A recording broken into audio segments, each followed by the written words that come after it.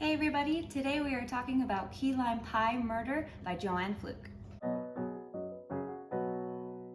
So here we are, yet again, another Hannah Swensen murder mystery. This one is set around a fair that's going on right now. There's a lot of different competitions that is going on, and part of it is baking taste tests and baking competitions. And Hannah happens to be one of the judges. That she is on a panel with two other judges, Pam and Willa, and they are going to be doing different categories. So there's going to be pies, cookies, cakes, like baked breads, different categories. They get to do a score sheet, a scorecard, and they'll give ribbons out to the winners, things like that. So that's a big part of this book where Hannah is concerned. She has to be in her booth area at the right time, like several evenings in a row. Meanwhile, there's all the other kind of like things going on, like the rodeo stuff, and also like carnival games and things like that. So it's a really bustling time right now. And this is where our story basically is for the majority of the time. Aside from being at Hannah's house, it's mostly held at the fairgrounds. So by now you probably get the gist of what this video is going to be. I'm going to be explaining more about the book while I make a key lime pie, since this is titled Key Lime Pie Murder. So I've made these before, but I have not made them with this particular recipe. This calls for eggs, and I think I've never used eggs whenever I've made this. It's just been like sweetened condensed milk and the limes, I think.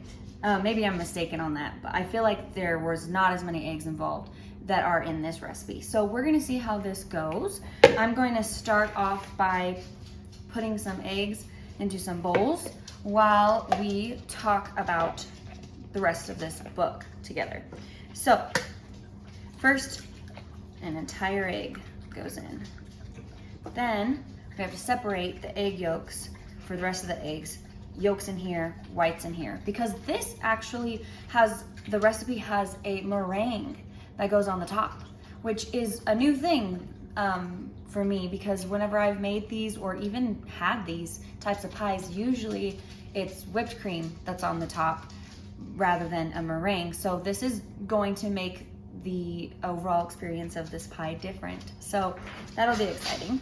So as I said before, Hannah is involved in helping to be one of the judges for these different baked goods contests. And she gets really close with Pam and Willa, who are the other judges on the panel. And if you recall from other book reviews that I've done, the other main characters in these books are Norman and Mike, who are the two love interests, and they are still love interests in this book. A couple books back, we discovered that they both wanted to propose to Hannah and take her for themselves, and she was not about that. She did not want to have to compete and deal with that kind of thing, so she denied both of their proposals and said, no, I'm gonna do this on my own terms and my own time. And unfortunately for us, that means we still do not know who she is going to choose. It's basically at a standstill right now. But I will say this book was leaning her towards Norman quite a bit, which I'm totally a fan of. I think that totally would make sense. Norman and Hannah both designed a dream house together for a competition, for a contest, and it won. But Dolores, who is Hannah's mom, was like, you know he built that house for you. You know. And she's like, it was a contest. And she's like, don't be daft, dear. Like, he did it because he wanted you to live with him in it, and he didn't want to live there alone, because currently that's the situation. He is living there now. It's built without her, and she's like, it's finally dawning on her, like, wait, really? And she actually did get to go to the house and see it one time, because she was Moisha, her cat, has been acting up really weird lately, and so they've been trying to figure out what's going on, because he didn't want to eat his normal food, which he eats so much all the time in all the other books. And so there was this weird thing going on with him, but the vet was like, he's totally healthy. So they were trying to figure things out. So they're like, why don't we have him come over to my house? That's what Norman said. So they went over there, and she realized that he had a spiral cat like area for Moishe to be able to like go on and go up to the windowsill so that he would have his own space. And she didn't realize that, because I think that was an extra add-on thing that she wasn't aware of. And that's when he was realizing that Norman really did want her to be there with him and really was wanting to have her in his life and to live with him. And so I'm like, yes, because I just think they work so well together. Like, I just get annoyed with Mike a lot of the times. So I'm totally team Norman, and she really did seem like she was going towards this. Get this, I'm gonna spoil something that's in this that it doesn't really matter plot-wise, but there was this competition thing that Norman did. He submitted a photo. The photo he happened to submit was a photo of Hannah, just kind of like smiling, just candid, like a candid picture that she didn't even know. And it won the contest, and Mike bought the photo of her for like $500 and then hung it above his couch in his house. Like, what? You're not even exclusively with this woman, and now you're staring at her picture in your house? How is that how does that? He's just that bold that he thinks that's gonna get him some brownie points with Hannah, when to me that just seems super creepy. Like, if we were married, that would make sense. Like, if my husband had a picture of me that he really liked, and so he kept it like at his work desk or whatever, that would completely make sense to me because we're married. But this is not the situation here. So it really just seems so weird that he did that. And of course Hannah finds out about it, and she's just like, I feel like she should have been more creeped out than she actually was, but she was just like, you're kidding me. Norman would have given you that picture for free. Why would you pay that much? And Mike's like, oh, I'm gonna pay for quality art. Like, I'm just like, stop. All right, taking a pause from the book for a second. What is happening here is I'm going to whisk these 5 eggs, and then after they're whisked fully, we're going to add some lemon zest, which I've never put lemon into key lime pie before, I don't think. So there's another thing that's different from recipes I've used. And then we will add the sweetened condensed milk, and then we will mix that all together. We'll add a half a cup of sour cream, and then mix that together, and then we'll set this aside so that we can get our limes all juiced. So that's what I'm gonna start doing now.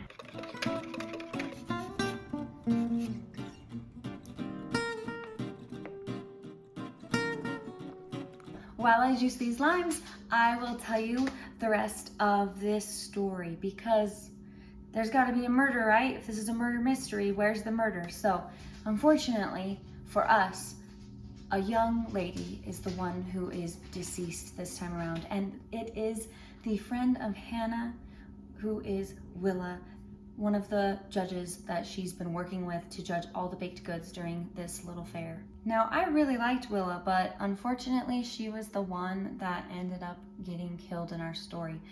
And right before this happened, the day of, she was wearing a really pretty new dress and had her hair styled. She was looking really nice, and unfortunately that was her last night on earth. And of course, Hannah is the one who found her, who ended up being at the fairgrounds when it was supposed to be over. She was supposed to be leaving, but she was going back to grab something that she forgot, and then the lights kind of went off into like this night mode, so it was kind of hard to see, and she thought she heard this like a thud, and she was like, unfortunately for me, I feel like I know what it sounds like when someone gets hit with something, because to her it sounded like something hard hitting flesh. And so after she felt like she heard the person run away and that she was safe, she went out and she ended up seeing a body on the ground. She went over, turns out that it was Willa.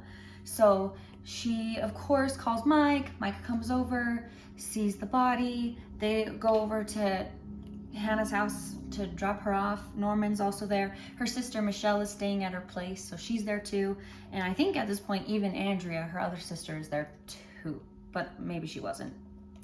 But they're discussing the scene. They're discussing things. They are trying to figure things out, some clues and things.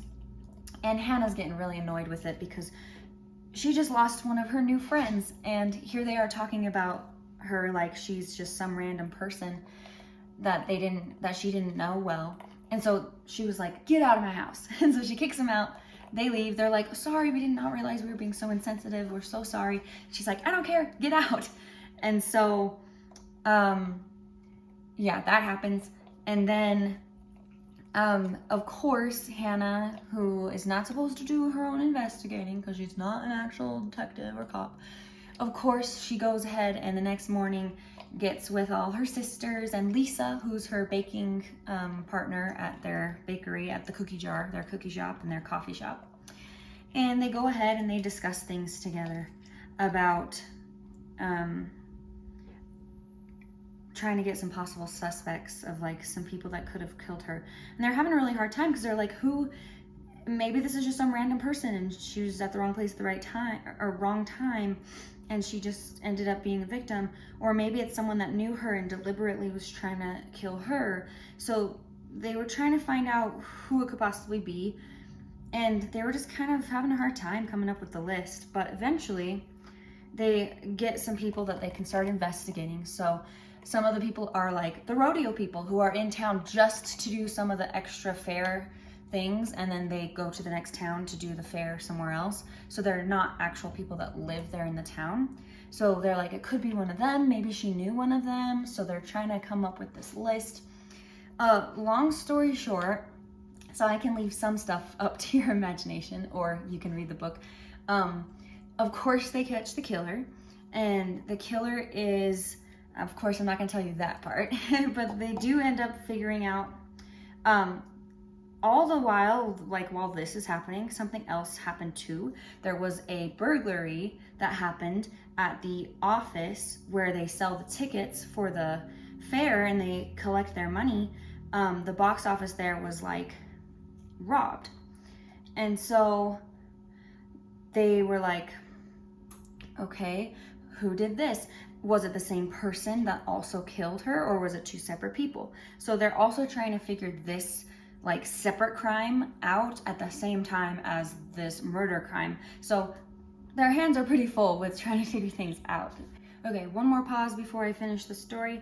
What we need to do now is we're going to take a 4th cup of sugar and we're going to mix it with our juice. I don't think I have enough juice, so I'm going to cut one more lime. Now, unfortunately, this is not going to be exactly how a key lime pie would be because these are not key limes. These are regular limes. I know that makes a difference, but then again, I don't really know because I've never had 2 pies side by side and tried them to see the difference.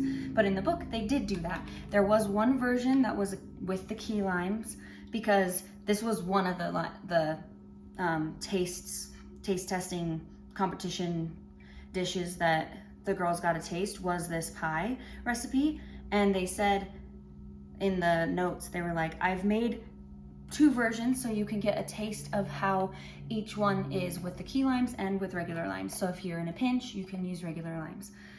This is my case now. I have to use regular limes because I couldn't find key limes over here. And so I'm just using regular limes. So yes, it's gonna be a little different, but it should still turn out to be really delicious anyway. But like the tartness and whatnot from the limes is gonna make a slight difference. So there is that to consider when I taste it and when other people taste it, if you know the difference, if you've had that experience before. Okay, so now, hopefully that is enough. We're gonna dissolve the sugar in it and then we're gonna add it to our mixture from earlier and then we're gonna cook it. So, pretty simple actually. I was also a little cheap this time around and I just bought a crust already made because it said you could do that. And I was like, this time around, yes, I'm gonna just do that to save myself some time. So it would probably be better with a different kind of crust, I'm sure, but we're going easy today, so we're gonna just use a regular graham cracker crust like it says we can. So now we're adding this in here. I'm gonna give one more thorough mix, and then it is ready to go into the oven. So while I pour this in, let me just double check that I didn't forget anything after all, because that would be bad. Here we go, into this. Oh, the perfect amount for this pie, actually, this pie crust, so that's good. I was worried it was gonna be overflowing, but this is a 9-inch, and that's pretty standard, I think, for a pie crust, so they probably catered the recipe to that, and that's why it ended up working out perfectly, so that's good. I'm gonna go ahead and finish up with the story now, and then we'll just do the taste test after this is done without having to talk about the book at that point. We can just focus on the key lime pie that is featured in this book. So, where were we? We find out that Willa is dead. They're trying to figure out who it is, if it's someone local or if it's someone that's from the rodeo that was just in town for a minute. Eventually, they get a call. Hannah gets a call because she has a cell phone now. You can read about that. But she has a cell phone now, and Andrea calls, or somebody tells her that they caught the burglar, who they are pretty much suspecting, expecting that it's going to be the same person that killed Willa. And they are like, oh, they caught him, they got him. They discovered who it was that was stealing the money because he was dumb enough to try to do it again, and someone saw him doing it and caught him. And so he's in custody now. And so Hannah's like, well, there we go, great. Finally, she doesn't have to worry about being the one that finds the killer. She can finally say that, you know, the police officers and detectives and Mike did their jobs. Unfortunately, I had a feeling that that was not gonna be the end of this story, and it wasn't, because it turns out she ends up being in the crosshairs of the killer once again. She's talking to them like, oh yeah, man, we found the killer. I thought it was gonna be you. How funny. And then it turns out that it actually was that person that she was talking to, because then Andrea called her on her phone, and the person, and when she tried to like hang up, she actually turned it on instead, because she doesn't know how to use phones yet. She was like, what am I supposed to push? And so she pushes the wrong button and it turns on, but she can hear in her purse what Andrew's saying, and Andrew's like, they didn't actually catch the killer. He has an alibi. He was just the burglar. So he wasn't the one that did the actual crime. The killer's still out there and everything. And so when she hears that, she looks at the person who she was talking to, and they have this kind of creepy look on their faces. And so she immediately books it and runs like away, and she tries to hide and like hurry and make a phone call to be like, send help, so that someone can come and like rescue her and stuff. And of course, there's like 12 more books after this. So of course Hannah has to survive, or how else would we have more books to do this with? So she does end up getting saved. She saves herself a little bit. There's something she does that actually helps the process. And then she also gets help, of course, from Mike. She gets saved. The person goes in custody. All is well again. And then her mom says, I've got an announcement to make. I've been working on a project for a long time, and I'm so excited to share it. And Hannah's like, finally, we get to know what my mom's been up to for the last while. I wonder what it is. And the book ends. So we're gonna figure out what happens in the next book, what her mom has cooked up as this project she's been working on, and if it's gonna be a big game changer for all of their lives or not. Who knows what it is. I kind of have a feeling, because she's doing something on her computer, I'm wondering if she wrote a book. Like, I'm wondering if she wrote a book about Hannah's, like, the Hannah Swanson murder mystery series. Like, I wonder if she is writing about her daughter always finding dead bodies, and she's gonna, like, publish her book or something. I really hope it's that, because I just think that would be hilarious. But I don't know. There really was no other hinting besides the fact that she was typing on a computer and she didn't want anybody of her family to know what she was doing. So we'll find out. But the next time you see me, I will have a pie in front of me, hopefully. We actually do still have to make the meringue, so I'm gonna have to do that. But then there should be a pie ready to taste test. So I'll catch you in a minute.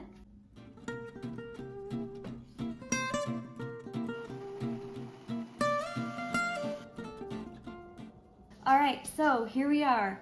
It is completed. We have this nice meringue on the top that looks pretty good.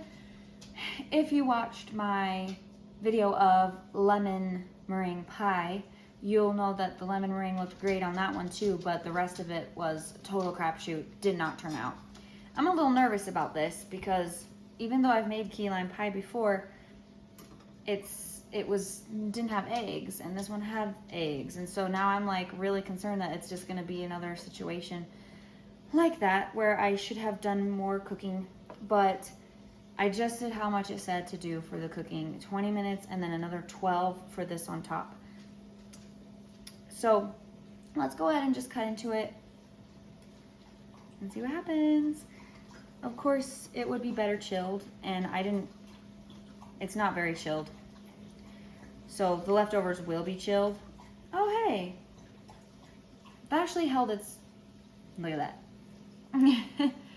It's a little more in its solid form than I was thinking it was going to be. So that's great. It's still a little soft, but I'm hoping when it's actually firmed up, like chilled in the refrigerator, that the leftovers will be better. But I just really want to taste this for you guys, so I didn't want to take too much time in waiting for it to be completely cooled. So I'm going to go ahead and wash myself real quick, and then I'm going to taste this for you. Again, this is what it looks like on the plate. And let's go ahead and try this key lime pie with meringue on it. Also, I apologize for the sizzling noises. I'm just cooking up some apples because it's apple season, and so I'm kind of multitasking right now. But yeah, let's taste this.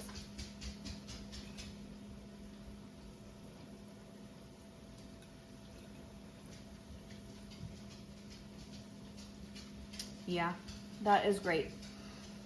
That tastes like what I would expect key lime pie to taste like. The difference in this one versus ones that I've made before, this one definitely isn't as set up as I would like it to be, but the flavor is still there. It is still what I would expect from a lime flavor.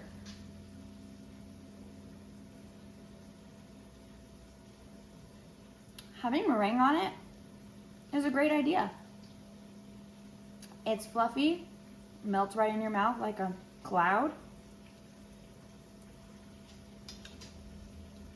If you like key lime pie, I think you'll like this.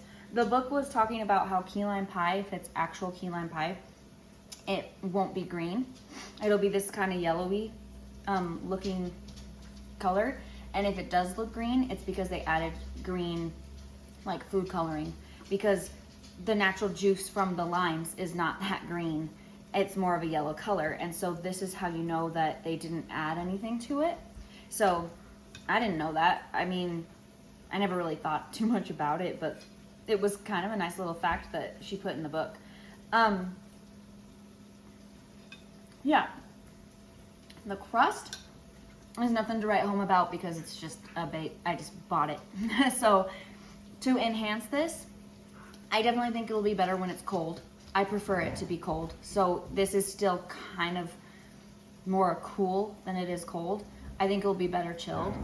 I also think that making your own crust will definitely enhance it as well. Like the other crust that was made for the other thing that I made, the cherry cheesecake, that had almond extract in it. Maybe don't do almond for this, just leave it with vanilla extract. But using the vanilla wafers and mashing those up and using that as the crust, I think that would be perfect for this.